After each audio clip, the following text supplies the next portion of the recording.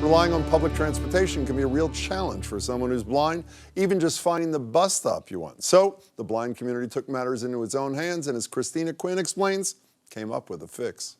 Joanne Becker was tired of missing the bus. When I am walking down the street, I never can find bus stops. Inevitably, where I think a bus stop is, it isn't. So the bus passes right by. So Becker, a specialist in assistive technology at the Perkins School for the Blind, joined forces with the Perkins Solution Team, local software developer Raise Labs, and the MBTA. And thanks to funding from Google's Impact Challenge initiative, they made a smartphone app. It's called Blindways and enables blind people to find a bus stop all on their own. GPS is not accurate enough. Unlike Blind Square and Seeing Eye, which are well-known GPS apps for the blind, Blindways is the first app to use micro-navigation, meaning it can zero in on a 30-foot radius, narrowing the difference between getting on the bus and standing at the wrong corner as it whizzes by. Will you show me how it works? I will. Hey Siri, open Blindways. Loading. Nearby stops. So it gives me 3 of the closest bus stops. It also, when I swipe, Mount Auburn Street at Franklin Street. Mount Auburn Street at Russell Avenue. I just double tap my phone. Selected. Mount Auburn Street at Russell Avenue. And then I listen for the clues. Next bus in 6 minutes. A key player in all of this is the public.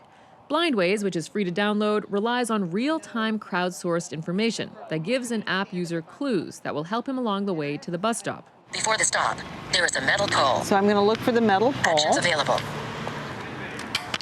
There is the metal pole. Anyone can submit clues, like garbage cans or an easily recognizable landmark. The bus stop sign is on a metal pole. On So grass or now dirt. I'm going to look for a metal pole, and Actions that's where the available. bus stop is. Right there. We've arrived. I have arrived. Yes. Accessibility and independence are at the heart of Blindways, and because it's scalable, it has the potential to be adapted for bus systems anywhere. It's all about empowerment. We want people to be able to get to their jobs, school, appointments as independently as possible. Great. Well, I think you've done it. Christina Quinn joins me now. First of all, I'm embarrassed to say it never occurred to me that this is a problem. It's so obvious. Yeah.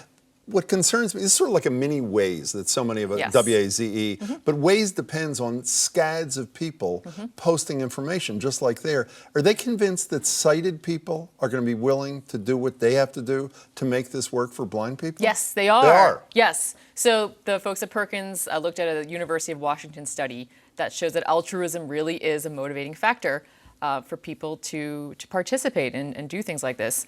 Waze is definitely a testament to that. Yelp is another example. Yeah, but of how it Waze works. helps us too. I mean, Yes. you know, so a sighted person's helping a sighted person, so they believe that people are willing to go help the extra people- yard to help other people. To help the blind and visually impaired, yeah. I hope they do. It's great. It was a Download great the app. I will. Actually, Okay. it's a great story, and it's a great and important service. Nice to Great, see you, thanks. Christina Quinn.